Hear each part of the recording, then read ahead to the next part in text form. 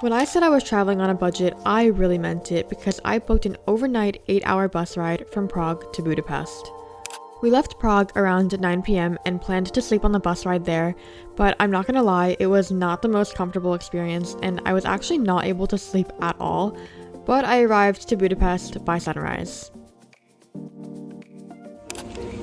I am so unbelievably tired right now,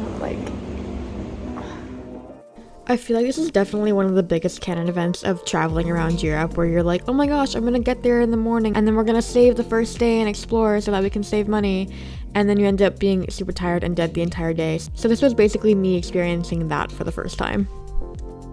We were not able to check into our Airbnb until 3 p.m, so we stopped for breakfast, which at first glance we were really confused about having beans for breakfast and were very skeptical, but it ended up being really good and an absolutely fantastic breakfast.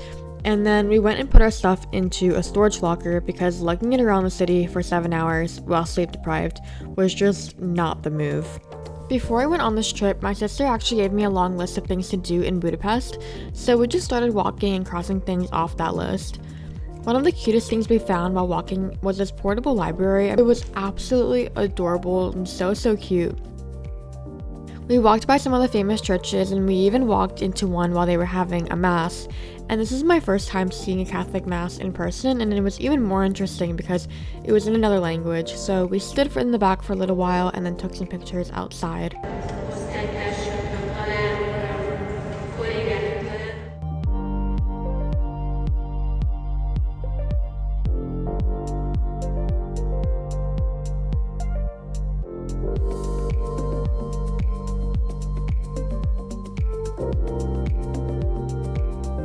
We really hadn't even done much, but we were so exhausted, so we sat down in this really pretty park in front of the blue Danube, which the nerd in me was so excited because I love Johann Strauss.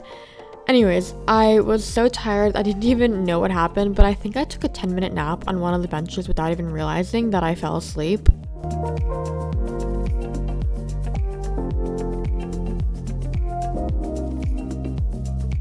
In order to wake myself up, I decided I needed to keep walking around aimlessly, and doing that led me to some tourist shops, antique shops, and also to more food.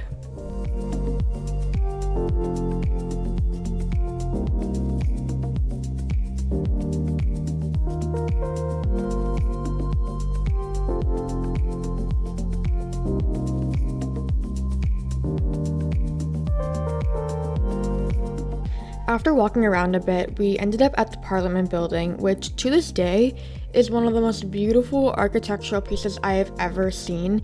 It was just absolutely gorgeous and the details were so incredible.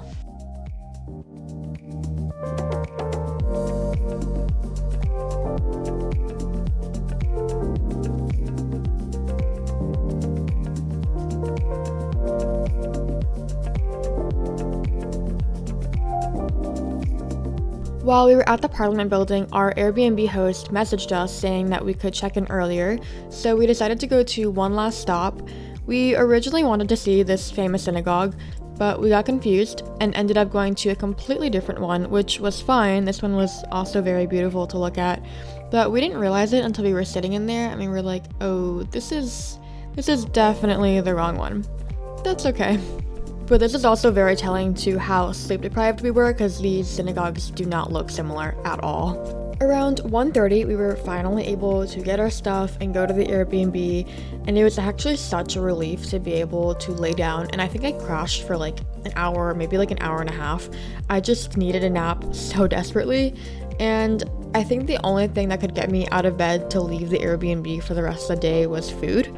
And when we found dinner, it was so worth it because I tried goulash for the first time and it might have been one of my favorite meals I've ever eaten. It was just so warm, so cozy, and the dessert after was perfect. So after taking a nap and after eating dinner, I was feeling much better. So we went back along the river and took a little walk.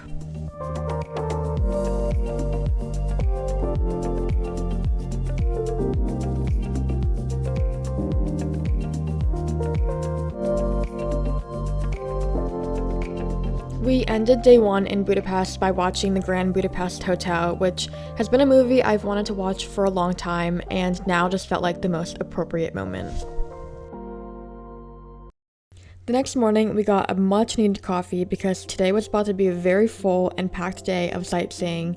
We took the metro to the other side of the river so we could see the Parliament building from the other side, and the views were absolutely incredible.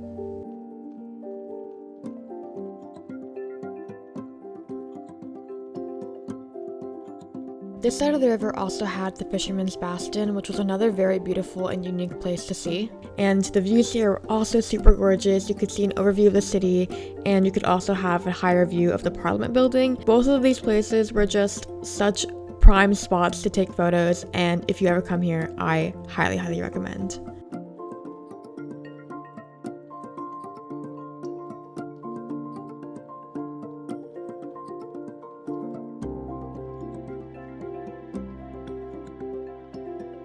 Behind this were some really pretty streets. It was a very pretty town, and we stumbled upon the National Museum.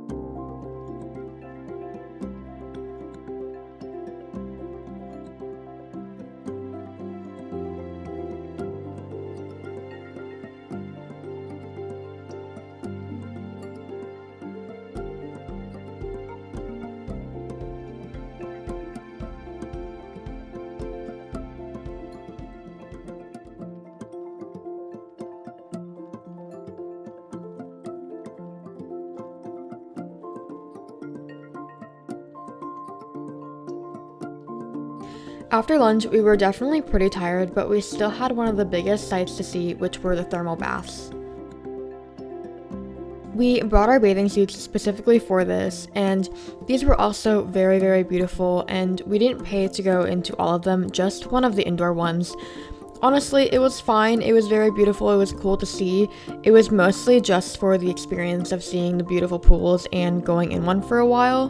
We stayed a lot longer than we thought we were going to, and at the end, it started to get a little crowded, so the novelty was sort of starting to wear off, and that's when we decided it was time to go. I think they also offered a full spa experience, which I think would be really nice to try, but if we remember from the beginning of this trip, we are just college students on a budget that took an 8-hour bus ride to get here.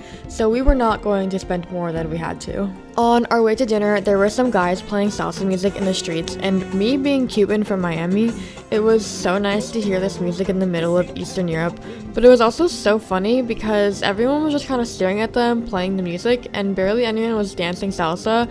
I definitely got a good laugh out of that, but for dinner, we went to a nicer place and I ordered the goulash again, but this one, it just did not hit as hard like the last one did from last night. And then for dessert, I wanted to try the triltnik. I think I'm saying that right, but I saw it in Prague everywhere and I hadn't tried it yet, and it originated in Hungary. So I thought it would be cool to try it while I was here. The next morning, all we had time for was breakfast, so we got food, and it really wasn't as good as the first day we were here, but it was good enough. And then we headed to the bus station, which I was really dreading this trip, and to be honest, it was even more uncomfortable than the previous bus. But I'm still so grateful for it because being able to see Budapest was definitely a once-in-a-lifetime experience for me, and the city was so much more beautiful than I could have ever imagined.